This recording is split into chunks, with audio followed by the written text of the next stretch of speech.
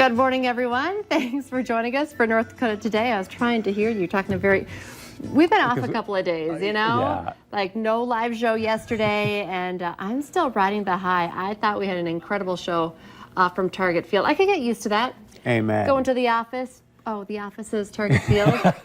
You deserve a major high five. We had some good stuff in the show for we sure. Really put the thing together, and I thought it was probably one of the best shows we've ever had with the guests and just kind of the layout. And I thought Kyle Emanuel, if you happen to be watching, he did an outstanding job. He killed it. Yep. Yeah, he did a great job. It was just a super fun show. So we're going to do that again tomorrow, right? Right. Let's go ahead. The Twins are on a pennant race. We have an excuse. I like where your head is at. Yeah, I had a great time. You know, I told you on Friday I got to tour the locker rooms where the Twins players are, the Bison players. I'd like to talk to them after the fact, because we're talking now about just the game. But what did they think about, going into the locker room at Target Field? What did they think about playing in front of such a huge, huge audience? Wow, that was incredible. I had so much fun. It was like just walking around the cities. It felt a lot like Frisco, but not as far of a drive. It's like 3 hours instead of 17 hours. Everywhere you went in the Twin Cities, it was Bison fans. All over the place. How many empty seats would you say were in the entire Target Field Stadium? Not very many. I mean, I think that they said a sellout would have been 35,000, and they had like 500 short of that. So they were 30 plus, right? Yes. Oh, yeah. I mean, there's always, they sell 34,000 and not everybody's in the seats. But I know we were in, there's so many different bars and restaurants in Target Field too that, at one point we're like, we need to go sit in our seats because we bought our seats. But it was fun to walk around, and, we were eating all the yummy food from Target Field, and I don't know. So this is where I make my pitch. We filled up Target Field for 30,000 people, right? Which, that was in Minneapolis. This is where I think we combine, I've said this before, UND and NDSU, make NDSU a Big 12, Big 10 school, Division I. Have everyone come down from Grand Forks. We fill up a 35,000 seat big time stadium. We've got UND hockey, Division I. We're good in the sports arena. On It'll paper, save the colleges some money. On paper, it maybe looks good. I know some UND and NDSU people will probably go crazy since they're playing this weekend, but just think about it from a big picture, Big 10, Big 12 perspective.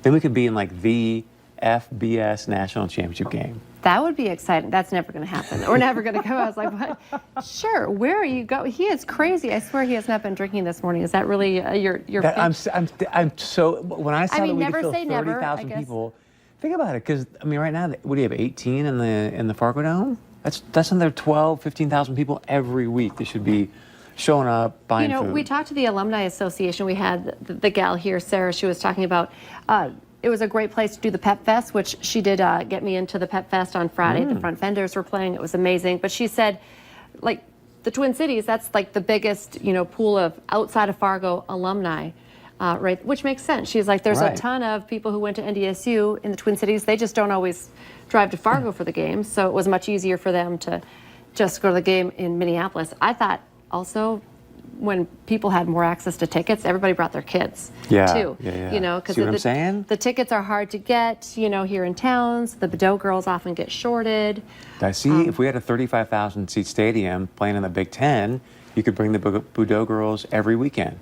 I did get some family. I'm going to share a couple of pictures. I did bring some out-of-towners who don't normally get to go to the games in Fargo. If we show the pictures that I sent in, I know, well, here's the first one. That's my sister. Well, she lives in Fargo. My brother, who lives in Mankato, this was at like a tailgate, one of the tailgates that they had set up. But look at all that. Just behind us, bars were filled with green and gold. This was actually a parking lot because, Bison fans love to still tailgate. Can we give your sister a shout out too? Because she was sort of our field producer on Friday. She kind of helped coordinate all of those guests. She was great. Because we only had short minute-and-a-half breaks, and our producer Cordell had to be manning the station here, so he didn't get to go, and we needed someone to kind of. This was before the game as well. Before I went to the tailgate, we stopped by. That's my friend Bowbells. People will know this. Les Jepson. I talk about him. He played for the Hawkeyes, was drafted. Played for the NBA for the Golden State Warriors. He lives in the city, so he's one of those guys who loves to do go to Bison football games. Oh, that's my husband. I feel like, did I have any pictures of JB? I did go to the game with JB, and he's standing behind my other boyfriend. No, he's my husband. That's my boyfriend. Just kidding. That's Marcus Williams, which a lot of people are like, what? Like all the you're used to the hair.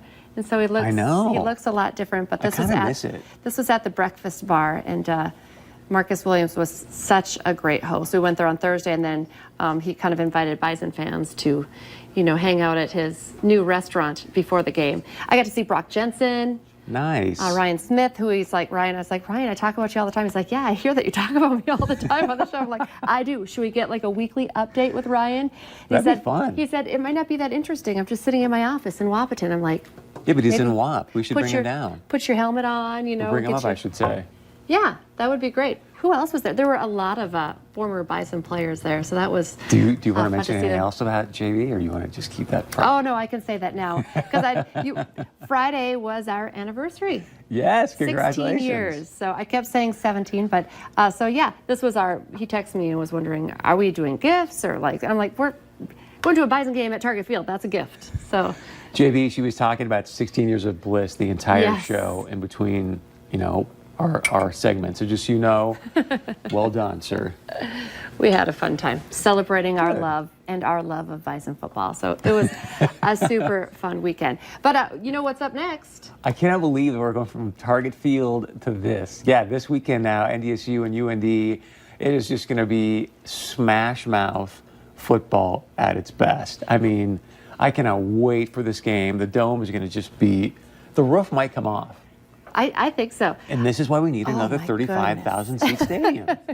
I love it. I'm excited for the tailgate lot. It was the same last time we played UND. It was just packed, with even more people who don't even go to the game. They just fill up, like the turf and Buffalo Wild Wings.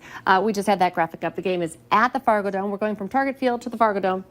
Although, I love games at the Fargo Dome. I went to the game, the Hawkeyes game, and we know a lot of people who go to these big games. I felt so kind of detached a little bit. The bigger the stadium gets. Oh, because you're not so close. So, yeah, it wasn't as loud, And but we're seeing 57 UND. To 10. I'm excited for UND too. I think I'm a Bison fan, but it's all cyclical. So eventually there'll be a day where we're going to say the Bison are going to get back on top.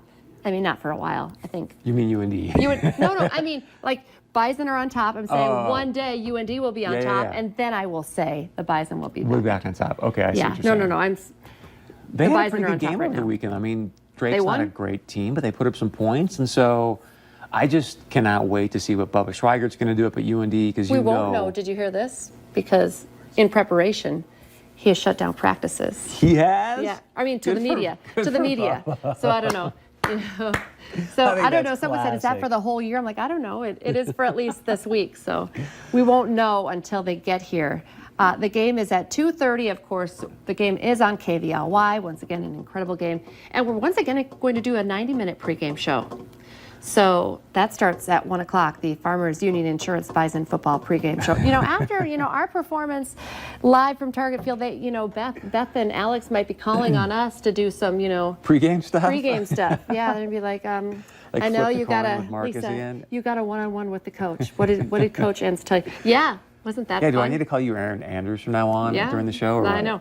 I'm going to try to get Entz on my side and see if I can't get, it wouldn't be great to have him here. He's so busy in season, but I know. Maybe on a Monday or a Tuesday, come in and hang out with us. Maybe see if we can get the coaches' wives on. That'd be even just fun. That'd be super fun. The thing is, I need to get to them. I need to get around the gatekeepers, I think, on that. Yeah. So, I mean, NDSU is watching right now. They're like, no, you will not get around the gatekeepers. What do you think Bubba's going to do since he closed down practice? I don't know. There's some super secret plays that he is working on. I don't know. You're the football. I think he's going to bring the analyst here. I think Bubba's going, look, they got a freshman QB. I think Bubba's like, no one's expecting us to win. They're just going to blitz the heck out of Trey Lance. He'll make some plays, but they got a pretty good offense. They'll make some plays. Bison defense incredible, but and they'll have some special team tricks up their sleeve. So it's going to be fun to watch. It's going to be incredible. Okay, we also want to talk about this. I actually got a phone call from Landon's mom when I was in the Twin Cities. Remember, we've been asking Taylor Swift to help us out. You called her, didn't you? And said, hey. I did. I went through Justin Timberlake because Taylor was busy. But so, I called JT. It makes sense. He hooked me up with Taylor, and then, Landon Solberg, of course, one of our favorite young guys, battling an aggressive brain tumor. He's in West Fargo. I remember when I did stories with him before, he would listen to Taylor Swift during his radiation treatments. And just like the biggest super fan. He's gone to her in concert. His friends, now that Landon's not doing very well, is like, this is what he needs. The Landon needs a shout out from Taylor. They made a video. It was very emotional. Went viral. Everyone was sharing it. I was tweeting at Taylor. Taylor Swift FaceTimed Landon So awesome. this weekend. And they said, I talked to Landon's mom, Andrea, she said, she knew his whole story. She knew all about the kids in the video, that he listened to her music during radiation. So it wasn't like, hey, thinking about you, talk to you later. It was like almost 10 minutes. Wow. And she said, Landon, you could see his face in this picture, and that's his dad, Travis, there, and all the neighborhood kids. Mallory in the background there. Finally got to have a little one-on-one time. Just makes me love her even more. Thank you, Taylor Swift, for doing that. Now, I guess we can't share the pictures because there are some rules apparently from Taylor's group that, she likes to own her. Yes, she does. Everything. So we aren't able to actually share any video of that. But good for her for doing it. That's awesome. Yeah. Love you, Taylor. And thinking of you, Landon. Also, here's a bizarre story talking about UND. This is kind of the big story in the newsroom this morning. A moose is on the loose in Grand Forks. In a tweet, the University of North Dakota Police Department is urging people to stay out of the area near the UND High Performance Center because they've had multiple reports of a moose in the area. They say they're doing their best to get the moose out of town. How'd the moose get there? Because he smelled the Moose Drill beer, and he's like, oh, that smells really good. Good stuff, good stuff. Do you like Moose Drill beer? Yeah, I've tried. Oh, it's the best. Okay, well, we'll keep you updated on that breaking news out of Grand Forks.